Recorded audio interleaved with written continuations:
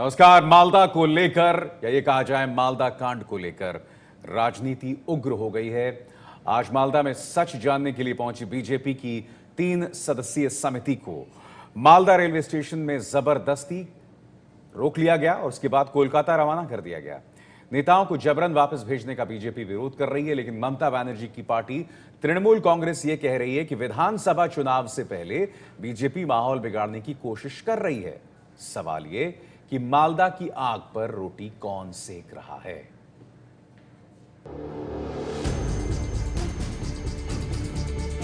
पश्चिम बंगाल के मालदा में 3 जनवरी को हुई हिंसा की आग तो थम चुकी है, लेकिन बुझी हुई आग पर राजनीति की रोटी सेकने का सिलसिला शुरू हो गया है।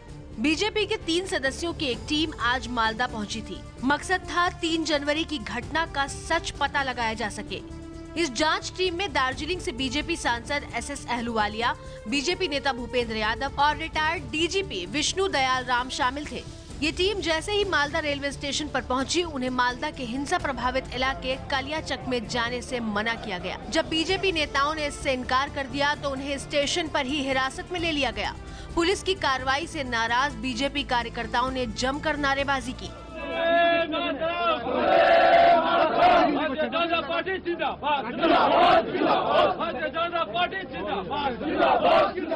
थोड़ी देर बाद हावड़ा जाने वाली शताब्दी एक्सप्रेस में बैठाकर उन्हें कोलकाता रवाना कर दिया गया। हमने प्रशासन को पूरा आग्रह किया और हमने कहा कि 5 दिन पहले अगर आपने 144 हटा ली थी तो क्या ऐसी परिस्थिति आ गई कि आपको रात को 144 लगानी पड़ी। ना तो उनका इसके पास कोई जवाब था, उनके पास इस बात का भी कोई जवाब नहीं था कि वो क्या कारण थे कि इतनी भारी संख्या में लोग वहां पर इकट्ठे हुए। और हमारा को ये लगता है कि ये वेस्ट बंगाल प्रशासन का लॉ एंड ऑर्डर का फेलियर है। दरअसल जिस जगह पर हिंसा हुई थी वहां एक रात पहले ही पुलिस ने धारा 144 लागू कर दी थी, यानी वहां पर भीड़ जमा नहीं हो सकती। मालदा कांड को लेकर बीजेपी ममता सरकार पर सांप्रदायिक होने का आरोप लगा रही है। इस तरह से सांप्रदायिकता का खुला तांडव पश्चिम बंगाल में दिखाई पड़ रहा है और वो भी कहीं न कहीं सरकार के संरक्षण में दिखाई पड़ रहा है। जो सेकुलरिज्म के सियासी सूरमा है वो इस सांप्रदायिकता के तांडव पे खामोश है। केंद्रीय मंत्री गिरिराज सिंह ने मालदा कांड की तुलना दादरी कांड से करते हुए एक ट्वीट किया है। दादरी में तो सेक्युलरों का मेला लगा हुआ था, मालदा में रोक क्यों? 3 जनवरी को मालदा में यूपी के अखिल भारतीय हिंदू महासभा के नेता कमलेश तिवारी के एक विवादित बयान के विरोध में मालदा में जबरदस्त हिंसा हुई थी। मुस्लिम युवकों ने थाने और 2 दर्जन से ज्यादा गाड़ियों में आग लगा दी थी। हिंसा के दौरान फायरिंग में 2 लोग जख्मी हुए थे, जबकि यूपी के दादरी में भीड़ ने गोमांस खाने की अफवाह पर 52 साल के अखलाक की जान ले ली थी। बीजेपी के आरोपों के जवाब में तृणमूल कांग्रेस ने उल्टा बीजेपी पर सांप्रदायिकता फैलाने का आरोप मढ़ दिया है। The Malda incident was a criminal incident.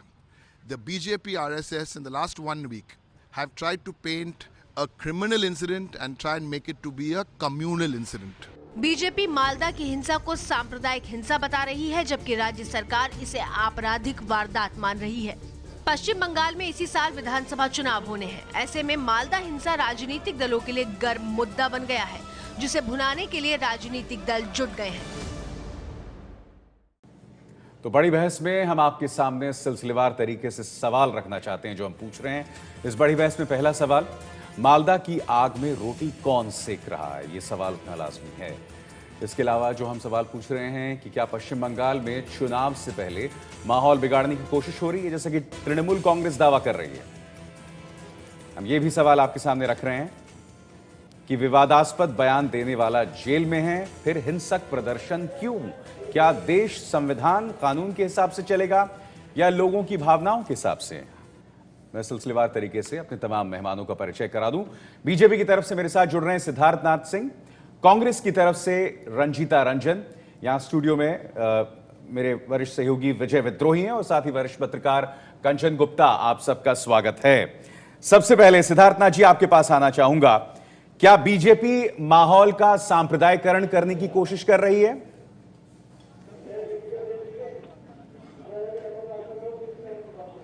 नहीं, माहौल जो है वो एक राष्ट्रीय सुरक्षा को गंभीरता को देखते हुए भारतीय जनता पार्टी इस विषय को उठा रही है। भारतीय जनता पार्टी ने पहले भी कहा कि सांप्रदायिकता का आड़ लेते हुए जो राष्ट्र सुरक्षा से जो वहां पे स्मगलिंग चल रही है, चरस गांजा का काम चल रहा है, फेक करेंसी नोट का जो रैकेट चल रहा है, उसको बचाने के लिए ये पूरा का पूरा षड्यंत्र रचा गया और उसको इसलिए वो पुलिस स्टेशन को जलाया गया। मगर सांप्रदायिकता का माहौल टीएमसी ने जरूर बनाया, क्योंकि जो घटना हुई थी वो 30 दिन पहले यूपी में हुई थी और जब सांप्रदायिक प्रतिक्रिया होती है वो तुरंत होती है। 30 दिन बाद सांप्रदायिक प्रतिक्रिया नहीं होती, एक प्लान्ड एक्शन होता है। प्लान्ड एक्शन में आड़ ली सांप्रदायिकता की, मगर निशाना था वो रिकॉर्ड को जलाने का, ये हमारा आरोप है। ठीक है, मेरे साथ फुआद हलीम साहब भी जुड़ गए तृणमूल कांग्रेस से। फुआद हलीम साहब, सांप्रदायिकरण का आरोप तो महज बहाना है। हम सब जानते हैं कि मालदा केंद्र बन गया था, एपिसेंटर बन गया था, एपिसेंटर बन गया था अवैध ड्रग्स कारोबार का। और ये बात सिर्फ सिद्धार्थनाथ सिंह का आरोप नहीं है, मीडिया रिपोर्ट से भी ये बात उभर कर आ रही थी। फुआद हलीम साहब, क्या आप इसे नजरअंदाज कर सकते हैं?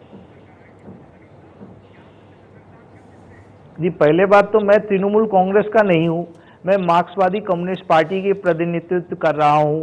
तो पहले आप ये तय कर ले कि आप किसी और को चाहते हैं इस पर टिप्पणी करने के लिए या हमारी टिप्पणी चाहते हैं। फुआद हलीम साहब, अपनी बात रखिए। जी ठीक है, तो मार्क्सवादी कम्युनिस्ट पार्टी की तरफ से हमारा जो स्पष्ट इसमें हमारा जो स्टैंड है वो ये है कि पहले दिन से हम लोग इसे एक लॉ एंड ऑर्डर का मुद्दा कह रहे थे, लेकिन हमने देखा कि घटना घटने के 48 घंटे बाद भारतीय जनता पार्टी वहां पर इसे सांप्रदायिक घटना कह करके उसमें प्रवेश करने की कोशिश कर रही थी। उसमें भारतीय जनता पार्टी का जो रवैया में सुधार आया है ये बेहतरी का लक्षण है, लेकिन तृणमूल कांग्रेस ने 7 दिन लगा दिए इस मुद्दे को एक लॉ एंड ऑर्डर का मामला कहने के लिए। 7 दिन तक राज्य प्रशासन चुप्पी साधी हुई थी और इससे तृणमूल कांग्रेस जो यहाँ के जो असामाजिक तत्व है उनके साथ उनका मेल मिलाव है ये स्पष्ट हो जाता है। लेकिन बीजेपी के प्रतिनिधि मंडल को जो आज वहां जाने से रोका गया, उसे आप सही कदम मानते हैं, गलत कदम मानते हैं?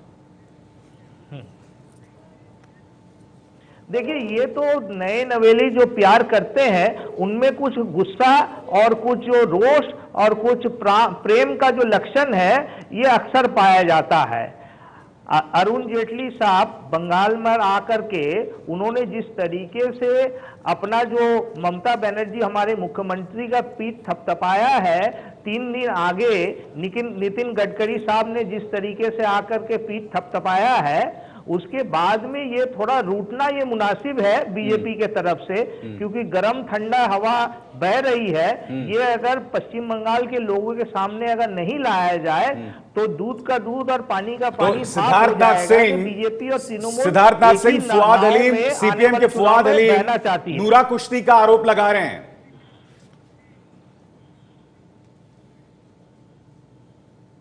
देखिए, जो इनको दुख इस बात का है कि अरुण जेटली जी ने 34 साल का इनकी पोल खोल दी और बताया कि केरल और बंगाल में जहां पे थे आज तक वो कर्ज आज तक चल रहा है। और उन्होंने बताया, ये भी आगे जोड़ा था कि ममता बनर्जी और टीएमसी आज तक उस चीज से उभर नहीं पाई है और डायरेक्शन भी नहीं ढूंढ पा रही है और इसलिए वहां पे ममता सरकार की क्रेडिबिलिटी डाउन है। शायद उन्होंने सुना नहीं होगा, इनको अपना कर्ज जरूर सुनाई दिया, तो उनको सुनना भी चाहिए, ये अच्छा है क्योंकि इनके लिए भी था। वास्तविकता जो है वहां पे बंगाल के अंदर जो मालदा जो एरिया है, कालियाचक जो एरिया है, यहाँ पे यही काम पहले सीपीआईएम भी करती थी। ये एक कॉरिडोर बना है फेक करेंसी का, ये कॉरिडोर बना है जहां पे स्मगलिंग बड़े पैमाने पे चल रही है। ये वामपंथी के टाइम पे ही चलती थी, ये टीएमसी के टाइम पे चल रही है। आज एनआईए ने पिछले 5-6 महीने में 15 लोगों को अरेस्ट किया है, सबके तार मालदा से जुड़े हैं। मॉड्यूल जो मालदा का रैकेट है फेक करेंसी का, उसको बस्ट करने के लिए नवंबर के महीने में गृह सचिव जो राज्य के हैं उनसे पूरी बातचीत हुई और आप जनवरी में ये एक संप्रदायिकता का आड़ का एक बहाना लेके वो रिकॉर्ड्स दलाए गए। ये बिल्कुल मैं इस पर फुआद हलीम साहब से भी जवाब लूंगा सिद्धार्थनाथ सिंह, क्योंकि जाहिर सी बात है अगर ये एपिसेंटर बना हुआ है तो पिछले 5 साल की खबर नहीं हो सकती है, अरसे से है। मेरे साथ रंजीता रंजन भी हैं। रंजीता जी, ऐसे में सांप्रदायिकरण कौन फैला रहा है? क्योंकि बीजेपी के भी नेता कह रहे हैं कि साहब दादरी और मालदा की तुलना की जा रही है कि दादरी में तो सेक्युलर लोग पहुंच गए थे मगर मालदा में कोई नहीं पहुंच रहा है, तो ये तुलना जायज है? देखिए, सबसे पहले मैं तो कहूंगी कि जब 3 जनवरी को यह जुलूस निकाला गया उससे पहले ही मस्जिदों में अनाउंसमेंट हो रही थी कि ये हम करने वाले हैं। एक प्रशासन फेलियर की बात सामने आती है कि प्रशासन ने इतनी चुप्पी क्यों साधी जब इतने लोग मूव के साथ निकलेंगे। और जहां तक कालिया चौक का सवाल है, वहां पर पहले से फेक करेंसी की, ड्रग्स की स्मगलिंग की बात हम सब जानते हैं। तो ये प्रशासन की चुप्पी क्यों थी? और ये जब चुपचाप जा रहे थे तो ये क्यों इस तरह की हिंसक घटना में असामाजिक तत्व का बहुत बड़ा हाथ है। लेकिन साथ ही क्या जो वहां की गवर्नमेंट है वो इसको कंट्रोल नहीं कर सकती थी? एक्चुअली में वो जो गढ़ है वो कांग्रेस का गढ़ है। आज दोनों ही मिलकर टीएमसी उस सामाजिक तत्व को वोट बैंक के लिए चुप्पी साध कर, मुस्लिम वोट के लिए चुप्पी साध कर उसको हथियाना जा रहे हैं और इधर बीजेपी वाले उसको सांप्रदायिक हवा देकर वो अपनी जमीन तलाश रहे हैं। तो आप अपने घर को बचाने के लिए क्या कर रही हैं? बहुत अहम सवाल है। राजनीति नहीं रंजीता, फिर आप अपने घर को सुधारने के लिए, बचाने के लिए क्या कर रहे हैं? आपको मैं दरअसल जो वहां पर राज कनौजिया डीजीपी पुलिस हैं उनका एक कोट सुनाना चाहूंगा कि यह सही है कि एक क्षेत्र एपिसेंटर है अवैध ड्रग ट्रेड और काउंटरफीट करेंसी रैकेट का, क्योंकि ये अंतर्राष्ट्रीय सीमा से जुड़ा हुआ है। तो स्वाभाविक सी बात है रंजीता जी कि इसमें उस राजनीतिक संस्कृति का भी हाथ है जिसका आप जिक्र आप कर रही हैं, क्योंकि ये कांग्रेस का गढ़ है। 100%। मैं बोलूं? बोलिए। देखिए, कांग्रेस का गढ़ है तो इसका आप क्या मतलब लेना चाह रहे हैं कि कांग्रेस ने किया? सरकार किसकी है? मेरा सवाल ये है कि अगर पहले से अनाउंसमेंट थी और जब भी इस तरह की मूवमेंट होती है, जुलूस निकलते हैं, जो स्टेटमेंट आई उसके बाद क्या ममता बनर्जी जी को, वहां के मुख्यमंत्री को इस बात का आभास नहीं था कि इस संवेदनशील मुद्दे पे व्यक्तियों को रोष आ सकता है? क्या वो उनको कंट्रोल नहीं कर सकती थी? और आज जो बीजेपी वाले, आलू वाले जी, भूपेंद्र जी एक डेलीगेशन बना के गए, क्या उन्हें नहीं मालूम था? क्या ये वो शांति बनाने के लिए जा रहे थे? निश्चित तौर से वो घी में आग देने के लिए जा रहे हैं। अगर 144 लगा हुआ है तो आज वहां पर कैसे मूवमेंट है? क्या वहां अभी उग्र प्रदर्शन हो रहा है? तो अभी जाने का क्या सवाल है? अहम सवाल आप उठा रहे हैं यहाँ पर। आपने बहुत अहम सवाल रंजीता उठाया। सिद्धार्थनाथ सिंह, क्या माहौल को उग्र करने की कोशिश है? क्योंकि जिस तरह के समानांतर बयान आ रहे हैं आपकी पार्टी के बाकी नेताओं में, जिसने तंज कसा जा रहा है कि साहब दादरी में तो ऐसा हुआ था मगर मालदा में नहीं हुआ, तो क्या सवाल यह कि वहां माहौल को उग्र करने की का प्रयास है? सिद्धार्थ नहीं, देखिए, माहौल को उग्र करने की बात है, ये मजाक हो जाता है। जब माहौल को उग्र किया गया, 1 लाख लोग इकट्ठा हुए, तो उसको उग्र नहीं मानते? रंजीता जी मानती नहीं है? इनके तो वहां के सांसद हैं, खत्म हो गया ना, पूरा परिवार वहां रहता है। अब ज्यादा ना खोले, वहां पे सांसद क्या करते हैं?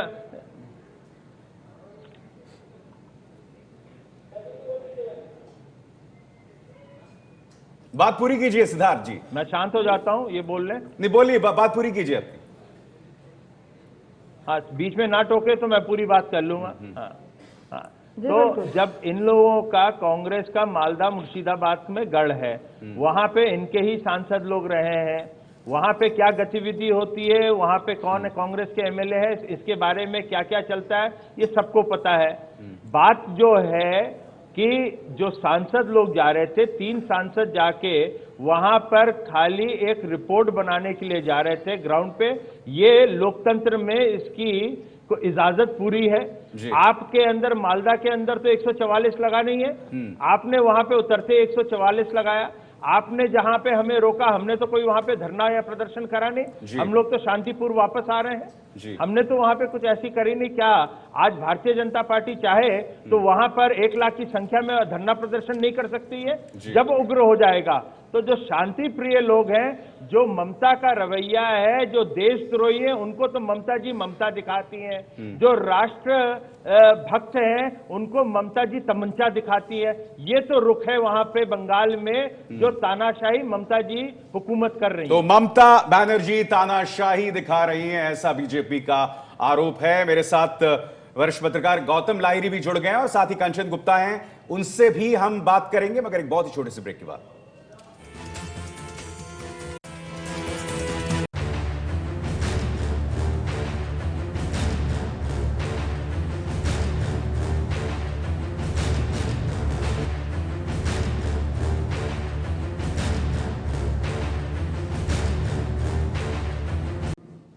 और इस वक्त एक ब्रेकिंग न्यूज आ रही है, उसके लिए सीधे रुख करेंगे रोमाना का।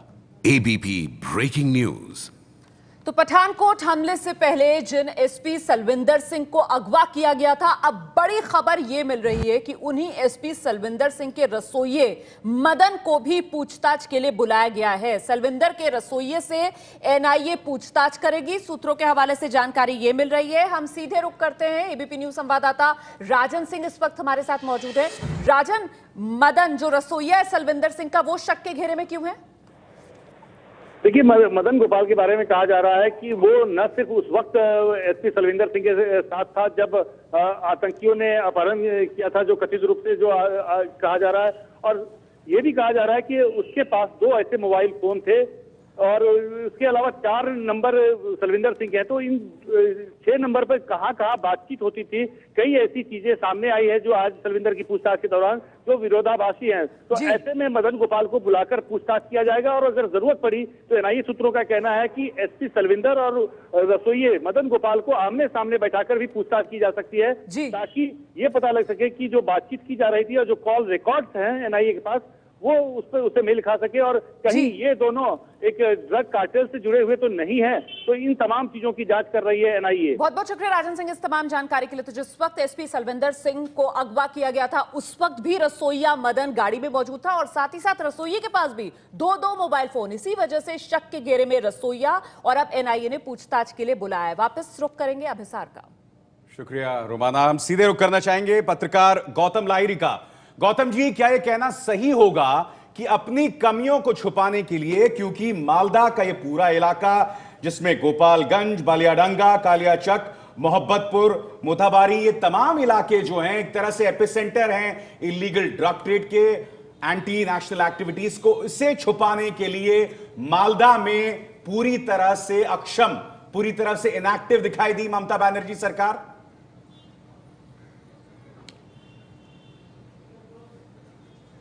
देखिए, आपका आवाज पूरा नहीं आ रहा है, फिर भी मैं समझ सकता हूं कि आप इस मामले में क्या पूछ सकते हैं। फिलहाल आपको तो पहले बता दूं कि बंगाल में कभी ऐसे सांप्रदायिक तनाव का स्थिति पैदा नहीं हुई है, ये तो सच बात है। लेकिन जिस तरह से इसको बढ़ाया जा रहा है और माहौल देने का कोशिश एक जारी है, मुझे नहीं लगता है कि ग्राउंड में रियलिटी ऐसा है ही नहीं। अब ग्राउंड में जो खबर है कि दोनों तरफ, दोनों समुदाय के बीच में तालमेल है, भले ही एक सांप्रदायिक तनाव पैदा हुआ था किसी एक दुर्घटना के कारण, या बोल सकते हैं क्योंकि वहाँ पे किसी एक हिंदू सभा चल रहा था हिंदू जनों का, उसमें कोई लीडर ने कुछ ऐसे बात कह दी कि जिसमें मुसलमान लोगों ने नाराज हुआ। नाराज होने के बाद बीच में कोई बीएसएफ का गाड़ी आ रहे थे, उसको रोक के उसको जला दिया। पुलिस थाने में भी अटैक हुआ। ये तो लॉ एंड ऑर्डर सिचुएशन के लिए तो खराब है, ये तो मानता ही हो। इसके लिए अभी तक ममता बनर्जी सरकार ने 10 बंदे को गिरफ्तार किया है जो अपराधी उस मामले में थे, जो लोगों को, मुस्लिम लोगों को। ठीक है, मैं समझ गया। कंचन जी, मैं आपसे संक्षिप्त में जानना चाहूंगा, मुझे ब्रेक में जाना है। क्या ममता बनर्जी अपनी दामन झाड़ सकते हैं इस मामले से? बंगाल, कलकत्ता नहीं, वो कोशिश बेशक करेंगे कि झाड़ लें, लेकिन आज की जो बहस हो रही है उसकी बेसिस गलत है। ये बार बार कहना कि ये एक आपराधिक घटना है और इसके साथ सांप्रदायिकता को जोड़ा नहीं जाना चाहिए, ये पूरी अजम्पशन गलत है। और जब तक ये अजम्पशन गलत रहेगी तो ना इसका कोई इसको सुलझाया जा सकता है, ना इसकी कोई लॉन्ग टर्म सोल्यूशन हो सकती है। ये ऐसा नहीं है कि ये एक स्टैंड अलोन घटना है जो मालदा कालियाचाक में घटी है। इसके पहले की जो घटनाएं हैं उसको भी हमें नजर में रखना पड़ेगा और इसके बाद जो पूर्णिया में हुआ है उसको भी नजर में रखना पड़ेगा। चलिए, मगर हम ये देखना होगा कि अगर ये घटनाएं आपस में जुड़ी हुई हैं तो इसके लिए जिम्मेदार कौन है, माहौल को कौन खराब कर रहा है और इस आग पर रोटियां कौन सेक रहा है। एक बहुत ही छोटे से ब्रेक के बाद हम फिर लौटते हैं।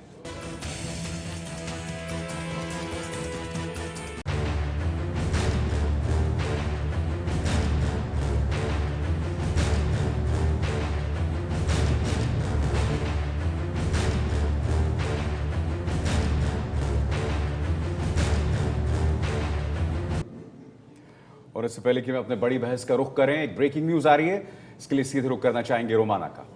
ABP breaking news. इस वक्त की बड़ी खबर आपको बता दें, पाकिस्तान ने भारत के दिए सबूतों को नकार दिया है। जी हां, ये बड़ी खबर हम आपको बता रहे हैं। पाकिस्तान के ही अखबार द न्यूज के हवाले से ये खबर सामने आई है। द न्यूज अखबार के मुताबिक पठानकोट हमले को लेकर दिए गए भारत के सबूतों पर पाकिस्तान ने शुरुआती जांच पूरी कर ली है, मुकम्मल कर ली है और जांच रिपोर्ट बाकायदा भारत को सौंप दी गई है। और इस रिपोर्ट में कहा गया है कि जो नंबर भारत ने पाकिस्तान को दिए हैं वो पाकिस्तान में रजिस्टर्ड ही नहीं है। हम सीधे रुक करेंगे। एबीपी न्यूज संवाददाता आशीष कुमार सिंह इस वक्त हमारे साथ मौजूद है। Ashish, phone call details, phone numbers जो कि पाकिस्तान के खिलाफ बड़ा सबूत थे, अब बात तो ये कही जा रही है कि नंबर पाकिस्तान में रजिस्टर्ड ही नहीं है। इसका क्या मतलब निकाला जाए? सिरे से सबूतों को नकार रहा है पाकिस्तान? जी हाँ, बिल्कुल। जिस तरह से 2 दिन पहले ही संकेत मिले थे पाकिस्तान की तरफ से कि जो प्रारंभिक जांच शुरू की गई थी उसके बाद ही पाकिस्तान के सरकार के कुछ सूत्रों ने एबीपी न्यूज ने ही कहा था कि सबूत पर्याप्त नहीं मिल रहे और भारत के एंड से और सबूत चाहिए, कॉन्फ्लिक्ट और कॉन्ट्रडिक्शन हैं। आज स्पष्ट तौर पर हमें सूत्रों से जानकारी मिल रही है कि पाकिस्तानी मीडिया के मुताबिक जो investigation report, preliminary investigation report माफ कीजिएगा, इंडिया को सौंपी गई है, उसमें स्पष्ट तौर पर पाकिस्तान का कहना है कि वो नंबर जो भारत की तरफ से मुहैया कराया गया, जिस पर आतंकी पाकिस्तान में बात कर रहे थे और जिससे जैश ए मोहम्मद की भूमिका भी स्टैब्लिश होती है, वो नंबर पाकिस्तान में रजिस्टर्ड ही नहीं है। साथ ही हमें ये भी जानकारी मिल रही है पाकिस्तानी मीडिया के हवाले से कि जैश ए मोहम्मद या उससे जुड़े किसी आतंकी या ट्रस्ट का भी कोई ट्रेस पाकिस्तानी इन्वेस्टिगेटिव एजेंसीज को अभी तक नहीं मिला है। जरूर एक बड़ा प्रश्न चिन्ह लग जाता है अब 15 तारीख को होने वाली विदेश सचिव स्तर की बातचीत, जो की तारीख पहले तय हुई थी। अभी भारत ने कहा था जब तक कोई कार्रवाई नहीं होती तब तक ये बातचीत नहीं होगी। उस पर जरूर एक बहुत बड़ा सवाल अब खड़ा हो जाता है। बिल्कुल सवालिया निशान आगे होने वाली 15 जनवरी की वार्ता पर यहाँ पर लगता हुआ नजर आ रहा है। और देखिए, बहुत अहम बात यह कि एक बार फिर पाकिस्तान की ये सीनाजोरी, क्योंकि आपके चैनल एबीपी न्यूज ने जब ट्रू कॉलर के जरिए उन्हीं फोन नंबर्स की पड़ताल की थी तो नंबर पाकिस्तान का निकला था।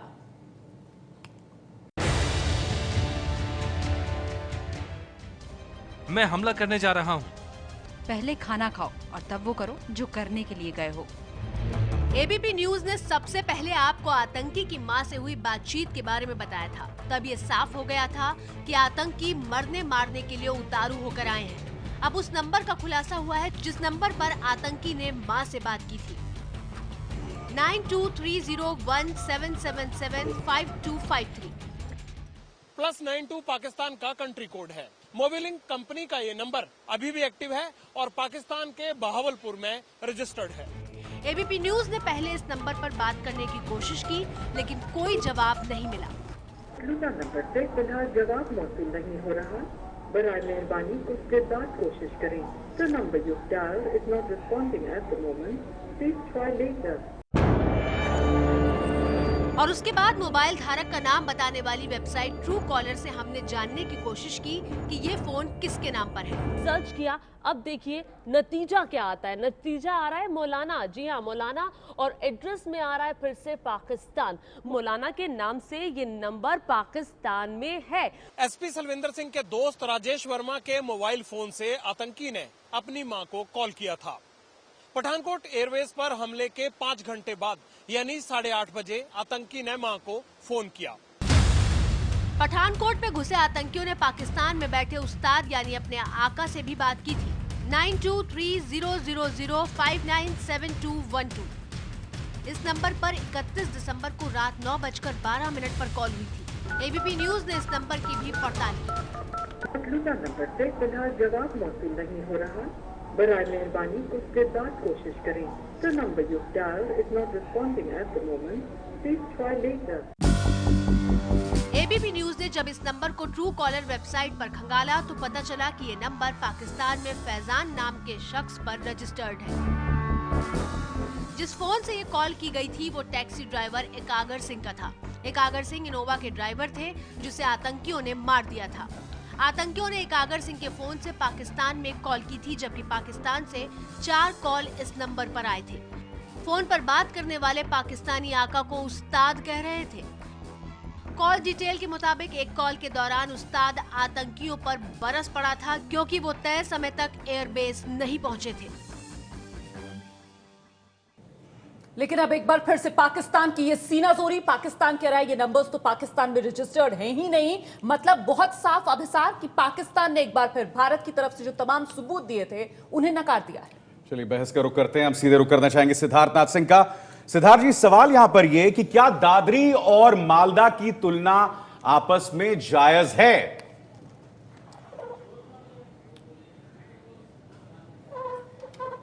देखिए, दादरी और मालदा की मैं तो नहीं तुलना करूंगा, मगर दादरी जो है वो एक कानून व्यवस्था से जुड़ा हुआ था।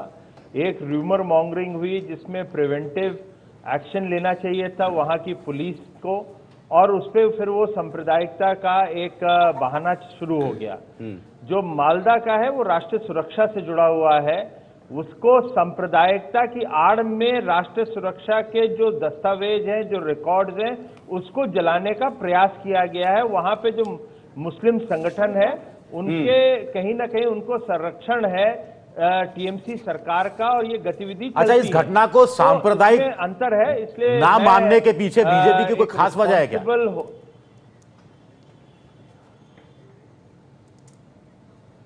सांप्रदायिक, देखिए सांप्रदायिकता की आड़ में करा जा रहा है। सांप्रदायिकता जब होती है जब दो समुदाय के लोग एक दूसरे को मारते काटते हैं, वैसा तो हुआ ही नहीं है। यहाँ पे तो 1 लाख लोग गए हैं, सीधा जाके उन्होंने बसें जलाई है, वहां पे जाके उन्होंने पुलिस स्टेशन जलाया है। गलत है, ये डेफिनेशन गलत है। वहां कम्युनल इंसिडेंट क्या होता है, ये कम्युनल इंसिडेंट और कम्युनल रायट में 2 अलग फर्क है। यहां पर ना कोई रेजिस्टेंस थी, ना कोई रिटेलिएशन थी।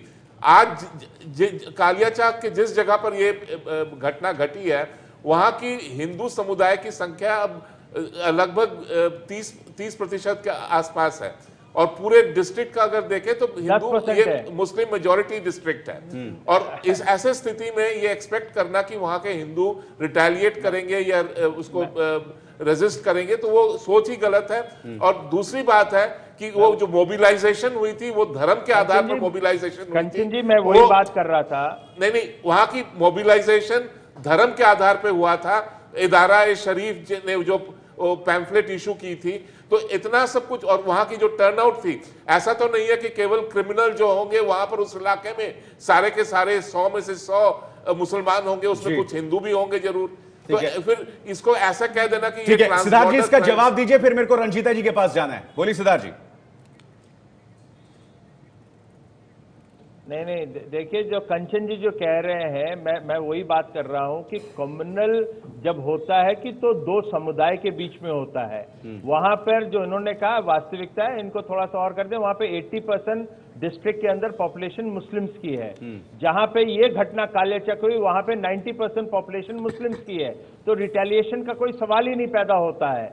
मगर जिस प्रकार से सबको इकट्ठा किया गया वो सांप्रदायिकता, आज मेरी प्रेस कॉन्फ्रेंस भी वही है कि उसको सांप्रदायिकता की आड़ पे सांप्रदायिकता का आह्वान देते हुए, और एक कहा गया जो 1 महीने पुरानी जो यूपी की घटना उसका बहाना लेते हुए इकट्ठा किया गया। जो लोग इकट्ठा होते सभी लोगों को नहीं पता था क्या करना है, मगर जो पुलिस स्टेशन के ऊपर अटैक था वो रिकॉर्ड्स को खत्म करने का, जलाने का था, क्योंकि उसके जो तार हैं वो कहीं ना कहीं बहुत संगीन है और लोगों के साथ जो उच्च पदों पे बैठे उनसे जुड़े हुए हैं। जी, देखिए मुझे लगता कि अभिसार तब तो स्थिति और ज़्यादा गंभीर हो जाती है कि अगर इसको हम सांप्रदायिक घटना नहीं मानकर ये माने कि वहाँ पर इस तरह के जो गुंडा तत्व हैं जो स्मगलिंग से लेकर फेक करेंसी का रैकेट चलाते हैं वो इतने प्रभावशाली हो जाते हैं कि वो इतना बड़ा एक तरह से आयोजन भी कर लेते हैं, सरकार पर भी दबाव डालने की स्थिति में होते हैं। और एनआईए जो काम कर रही है उसके खिलाफ लोगों के गुस्से को भी वो इजहार करने में कामयाब अगर हो रहे हैं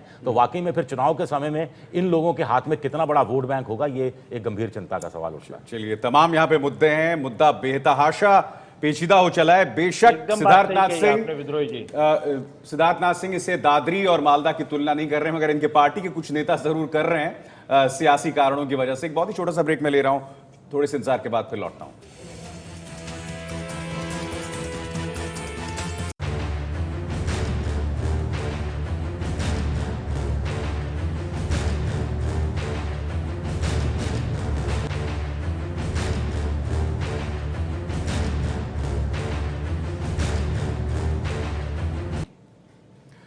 मालदा पर बहस जारी है। सवाल है कि मालदा की आग पर रोटी कौन सेक रहा है। सीधे हम रुख करना चाहेंगे रंजीता रंजन का। रंजीता जी, तो बहुत ही सुविधाजनक है ना ये कहना कि ये मामला जो है इसका ताल्लुक इतिहास से नहीं है, वो इतिहास जिसमें सीपीएम यहां सरकार थी लंबे अरसे से कि ये मामला यहां तक आया, वो इतिहास जिसमें कांग्रेस का गढ़ माना जाता आपके शब्दों में। देखिए अभिसार जी, मैं उस राजनीति में नहीं जाऊंगी। मैं बीजेपी वाले से एक प्रश्न करना चाहूंगी कि ये घटना 29 नवंबर से शुरू होती है। 2 को सहारनपुर के देवबंद में बहुत बड़ी मूवमेंट हुई, यूपी में हुई, राजस्थान में हुई, मध्य प्रदेश में हुई, बिहार में हुई, और वहां पर एंटी नेशनल एक्टिविटी चल रही है। ये किसी से छिपी हुई नहीं है। आप सेंट्रल में हैं और आप सिर्फ टाइम वेस्ट कर रहे हैं मालदा और दादरी को कंपेयर करने में। दादरी में जो गौ मांस बंद करो, गौ को खाना बंद करो, वो निश्चित तौर से एक सांप्रदायिक एक्ट था जिसका खामियाजा दादरी को भुगतना पड़ा। लेकिन मालदा में अगर नेशनल एंटी नेशनल एक्टिविटी हो रही है और एनआईए जांच कर रहा था और इतनी ज्यादा स्टेट में इस तरह की मूवमेंट हो रही थी, तो इनकी होम मिनिस्ट्री का क्या फर्ज बनता है, मैं ये पूछना चाहती हूँ। क्या सिर्फ बीजेपी वहां पर जाकर लोगों को दिखाना चाहती थी? क्या सांप्रदायिकता को आप जानबूझकर सिर्फ इलेक्शन के लिए लाना चाहते हैं? आप सत्ता में हैं और होम मिनिस्ट्री, क्या उनको फर्ज नहीं बनता कि अगर एंटी नेशनल एक्टिविटीज वहां हो रही है और इस तरह की स्मगलिंग हो रही है तो यहाँ होम मिनिस्ट्री क्या कर रही है? सिद्धार्थ जी, वहां पे 4 लोगों को भेजकर क्या सिद्धार्थ जी, सच तो यह है कि दादरी में जा रहे हो या आपको एक्शन लेना? दादरी को आप सांप्रदायिक घटना नहीं बताते हैं। दादरी में सबसे ज्यादा गैर जिम्मेदाराना बयान अगर किसी ने दिए तो बीजेपी नेताओं ने दिए और पूरी फहरिस्त है लंबी चौड़ी। मगर जो बात रंजीता जी उठा रहे हैं उसमें कितना वजन है?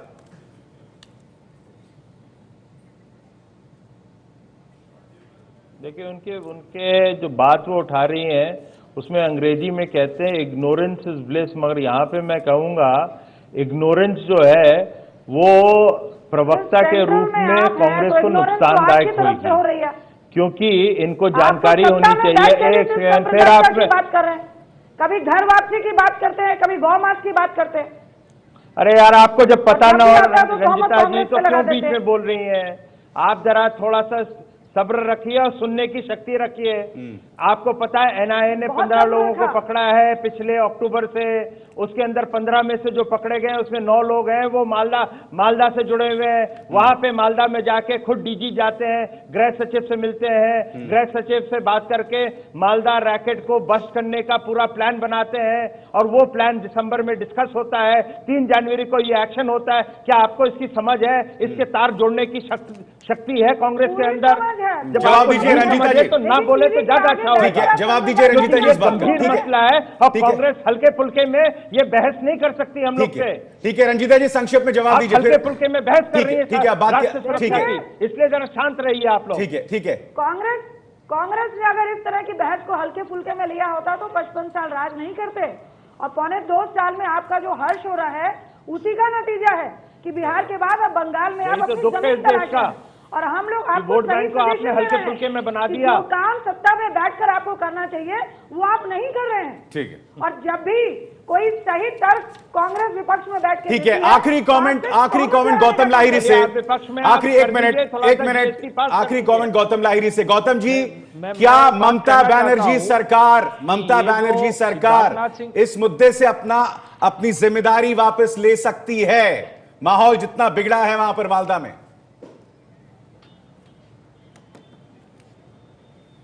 देखिए, माहौल तो जरूर बिगड़ा है, लेकिन अभी सुधारने का कोशिश भी जारी है। ममता जी के खिलाफ वहां पे भाजपा के अलावा कांग्रेस और वामपंथियों उसको हटाने के लिए मुहिम बना रहा है, लेकिन मालदा के इंसिडेंट के बारे में वामपंथी और कांग्रेस दल अभी तक कोई ऐसा कमेंट नहीं किया है। दूसरी बात आपको बताना चाहूंगा कि बंगाल का कोई बंगाली अखबार इस मामले को रिपोर्ट ही नहीं किया है। बर्धवान में जब विस्फोट हुआ था तो पूरे रिपोर्ट हुआ था बंगाल का अखबार में, क्योंकि वो नेशनल सिक्योरिटी से जुड़ा हुआ था। लेकिन मालदा का इंसिडेंट क्यों नहीं रिपोर्ट हुआ? क्यों? सारे अखबार वाले, सारे पत्रकार, अखबार वाले कहते हैं उन्हें राज्य सरकार ने मना किया रिपोर्ट करने के लिए। तो सांप्रदायिक तनाव बढ़ सकता है। सांप्रदायिक तनाव बढ़ सकता है। कंचन गुप्ता ये कह रहे थे कि राज्य सरकार ने मना किया था, मगर जी आपको भी पता है वहां पे क्यों नहीं रिपोर्ट होता है। चलिए।